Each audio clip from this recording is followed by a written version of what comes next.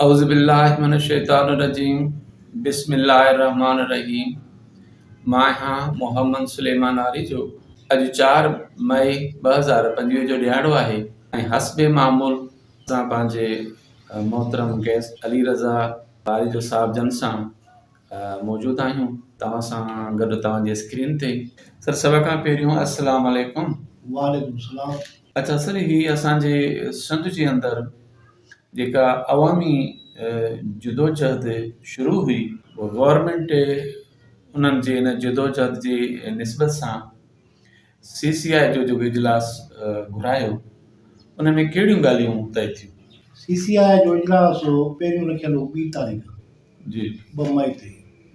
इन विच में हंगामी तौर ही 3 ॾींहं अॻु में इजलास तलब कयो वियो जंहिंमें असांजो वज़ीर आज़म वफ़ाक़ी मेंबर बिलावल साहब उते इजलास शुरू थी वियो। जी इहो आहे त थोरो CCI खे असां सम्झूं। हीअ असांजी जेका फेडरेशन आहे उन में जेको आइन आहे उन आइन में आर्टिकल 155 में CCI जो हिकिड़ो ढांचो ठहियलु आहे। हाणे उन में जेकॾहिं के मसइला थियनि था सूबनि जी, ही फेडरेशन आहे। सही 4 इकाइयूं उन जूं मेंबर आहिनि, सिंध, बलूचिस्तान, KP ऐं पंजाब। उन जे विच में के मामला ख़राब था थियनि त पोइ आइनी तरीक़े सां हिकिड़ो इजलास थींदो CCI जो। उन में 3 वफ़ाक़ी मेंबर आहिनि ऐं 4 जेके असांजा CM आहिनि अच्छा उहे हुन जा मेंबर आहिनि ऐं हिकिड़ो एज़ाज़ी, माना टोटली उन CCI में 8 मेंबर आहिनि।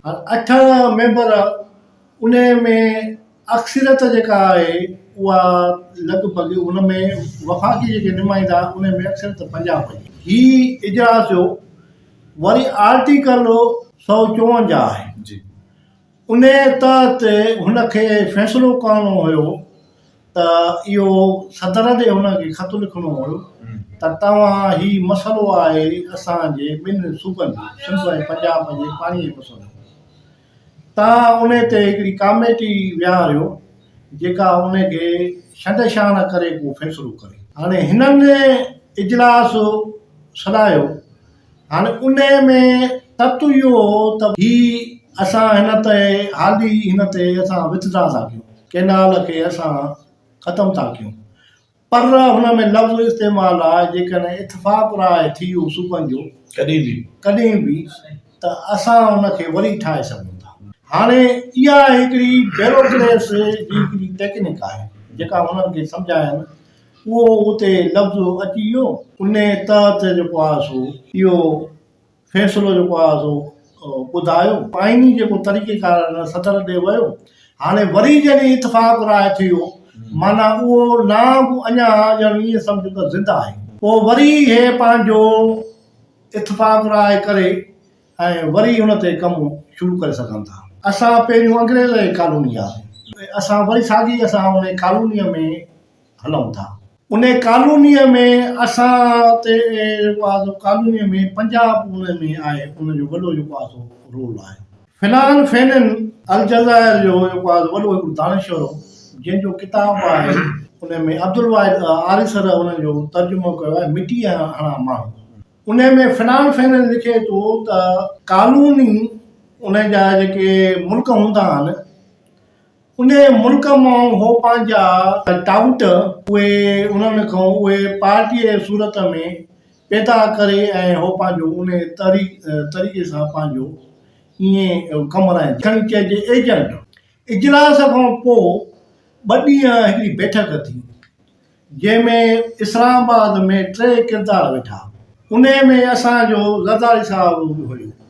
उनखे हुननि चयो तूं कॾहिं खां पंहिंजी उस्तादनि सां उस्तादी करणु शुरू कई आहे, तो जॾहिं असांखे लिखी ॾिनई ऐं सिंध में तूं तो चए त इहे मिनट्स ग़लति आहिनि, जे इन तौर तरीक़े सां असांखे वॾो जेको आहे सो नुक़सानु। ज़रदारी साहिबु हुनखे चयो त तव्हां मूंखे 2 महीना छॾियो त मां पाण राह हमवार करे ऐं पोइ वरी इन सिलसिले खे हलाईंदासीं। अच्छा सर, सिंध में जेका इहा अवामी जदोजहद शुरू थी शन केलानल जे जोड़ण खां पोइ उनखे तव्हां कीअं था ॾिसो ऐं उनजो वाइंड अप थी वञणु? बबल धाणे ते पोइ सवाइ 11 बजे उते वकील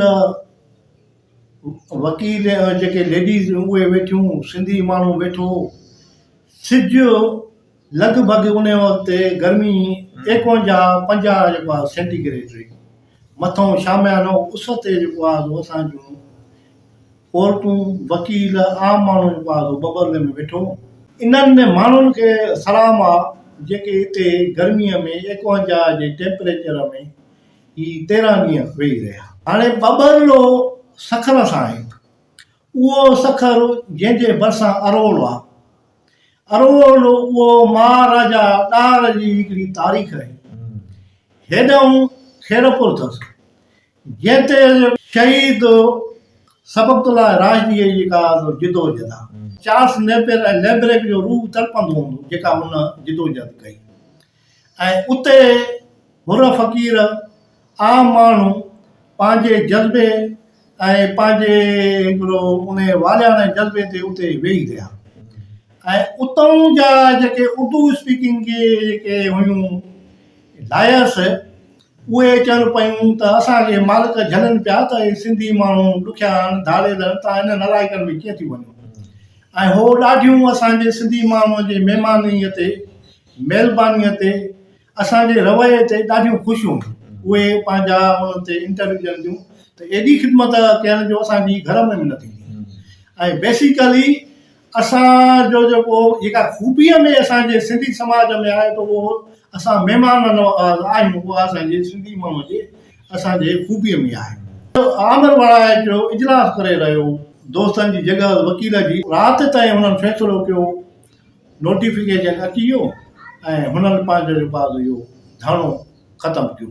सिंध मुंहिंजे जेका तारीख़ी तौरु हज़ारनि सालनि ते जेका मूंखे नज़र रही आहे, हीअ जिदोजहद उन्हनि सभिनी जिदोजहद खां सखारी, जंहिंमें असांजे आलमनि, जंहिंमें असांजा नंढड़ा ॿार, जंहिंमें असांजूं सिंध जूं औरतूं, नारियूं, जंहिंमें कुड़मी, साईं जेको आहे धनार, पवार, सांघी, साईं हेॾे थर जा जोगी ऐं हिंदू मत जा माण्हू, इहे टोटली हिन जिदोजहद में शामिलु रहिया। ऐं जंहिंते असांजा ही उर्दू स्पीकिंग जा जेके दानिश्वर आहिनि, ताज़ो हुनजो असद तूर जो इंटरव्यू हो त अफ़सोस आहे मूंखे चवणो थो पए त सिंधी माण्हू कहिड़ो कमु करे आहे। तव्हां इमरान जे आज़ादीअ लाइ तव्हां छा कयो आहे? तव्हां जेकॾहिं डेरा इस्माइल खान जो रोड बंदि कयो 2 ॾींहं त सॼो सीपेज बंदि थी वेंदो। असांजी जेके हुक्मरान धुरियूं पहिरियों असांजे इन मौक़ुफ़ खे उहो मञनी कोन पई ऐं हो इन सॼो 7-8 महीना असांखे जेको आहे सो पूरा ही मॉडल आहे, उते कमु कोन थो हले, हो पंहिंजो सोलतकारीअ जो किरदारु अदा कयो। पर सिंधी माण्हू उन इस्टेब्लिशमेंट खे शिकस्त ॾेई ऐं पंहिंजो हिकिड़ो फ़ैसिलो CCI खां हुननि पंहिंजो जारी करायो। अमेरिकन सदर निक्सन जंहिं लिखियो आहे पंहिंजे किताब में त 3 दुनिया जा लीडर कूड़ा ऐं ॿटाकी अवाम सां तकीर हिकिड़ी कंदा आहिनि, जॾहिं घर ईंदा आहिनि त हुननि जा कन ख़ाली हूंदा आहिनि। नेल्सन मंडेला त अवाम सां कूड़ न ॻाल्हायो। ऐं मंडेला उन ॿिए हंधि पंहिंजे किताब ऑटोबायोग्राफी में हुन में दर्ज कयो आहे त जेको माण्हू हिन अवामी जिदोजहद में जिदोजहद करे थो, उहो भली खणी आम कारकुन हुजे, आम माण्हू हुजे, उहो तारीख़ जो हिकिड़ो अज़ीम माण्हू आहे, अज़ीम जेको आहे ॾाहो आहे। अच्छा सरी, जेकी जदोजहद हुई उन जदोजहद पंहिंजा हिकिड़ो महज़ूब तरीक़े सां गवर्नमेंट खां उहे पंहिंजे मक़ासिद हुया उहे त हासिलु करे वरिता। पर हिन जदोजहद मां हिकिड़ी ॿियो नुक़्तो हिकिड़ो उहो बि माना आया थी साम्हूं अचे थो त जेके इहे 4 इकाइयूं आहिनि पाकिस्तान स्टेट जूं, उन्हनि मां जेको सिंधी कम्यूनिटी आहे, सिंधी क़ौम आहे, उनजे लाइ जेकी 3 इकाइयुनि जी ज़हन साज़ी कई वेंदी आहे त उहे ग़ैर मुहज़ब आहिनि, उहे महिमान नवाज़ न आहिनि। सो हिन उन्हनि सभिनी दावनि खे जेको आहे सो कूड़ो साबित कयो, इनखे तव्हां कीअं था ॾिसो? हीअ जेका जिदोजहद हुई उन्हनि घणनि सुवालनि खे हल कयो। हिकु त असांजे लाइ इहो तासुर हूंदो त हे निकम आहे, रोटरी आहिनि। हाणे उहो जेको असां ते जेको लेबल हूंदो उन खे असां हिकिड़ो पंहिंजे उन ज़हन साज़ीअ असांखे ख़तमु कयो। हीअ जेका जिदोजहद हुई इहा मां थो चवां 76 सालनि खां पोइ ॿियनि सूबनि बि ईअं जिदोजहद न कई, न पंजाब कई आहे, न जेको आहे सो बलोचिस्तान कई आहे, न सरहद कई आहे। जो असांजे जेके शादियूं हुयूं या असांजा ख़ुशीअ जा जेके त्योहार आहे उन में बि असांजूं औरतूं सिंधूअ जे लाइ गीत वॼियूं पियूं चवनि। हाणे उन जिदोजहद में असांखे जेका पज़ीराई मिली, अख्तर मेंगल हो उन प्रेस कॉन्फ्रेंस कई, असांजे जेको आहे सो जिदोजहद जी हिमायत कई। सराइकी बेल्ट आहे उन में लॻभॻि 2-2.5 करोड़ माण्हू, उन्हनि बि चयो त असां जॾहिं हितां गाॾियूं ईंदियूं त असां सराइकी बेल्ट में बि जेको आहे सो असां हुननि जा दग रोकींदासीं। ऐं हुननि बि हुननि जे वॾड़नि सिंधूअ ते वञी गुल छटिया ऐं गीत चया। ऐं कराची हुन इस्लामाबाद जे प्रेस क्लब में जेके बि तरक़ी पसंदि सोच रखंदड़ इंसान दोस्त जेके तंज़ीमूं हुयूं, NGOs हुयूं, उहे उते एतिजाज कयूं, एतिजाज कया ऐं उते बुख हड़ताल ते उहो वेठा। ऐं हुननि जा जेके दानिश्वर हुआ, जंहिंमें मज़हर अब्बास हुजे, त आख़िर उहो उते मज़हर अब्बास चए थो त आख़िर सिंधी माण्हू तव्हांजो इन अकाईअ में ॾोह कहिड़ो पियो आहे। उहो डेली प्रोग्राम कंदो आहे जियो तो रिपोर्ट कार्ड, उते उहो चवे थो ऐं हिन वक़्तु वॾे में वॾो सहाफ़त में हुन जो नालो आहे, उहो थो चए त तव्हांजो कराची प्रेस क्लब में आयो त तव्हांजो हिन सिंधी माण्हू हिन अकाईअ में कहिड़ो कसूर कयो आहे। इहो ई कसूर कयो आहे जीअं असीं हिन पाकिस्तान जा तकलीफ़ार आहियूं। हिन सिंध असेंबलीअ 1943 में रेज़ोल्यूशन आंदो आहे पाकिस्तान जे हिमायत, न रेज़ोल्यूशन उन वक़्तु न बलोचिस्तान आंदो, उहा जेको आहे ख़ान कलात उन वक़्तु हुन बग़ावत कई, उहा हुननि खे ज़ोरीअ फौज कशी करे ऐं हुते जेको आहे कब्ज़ो कयो।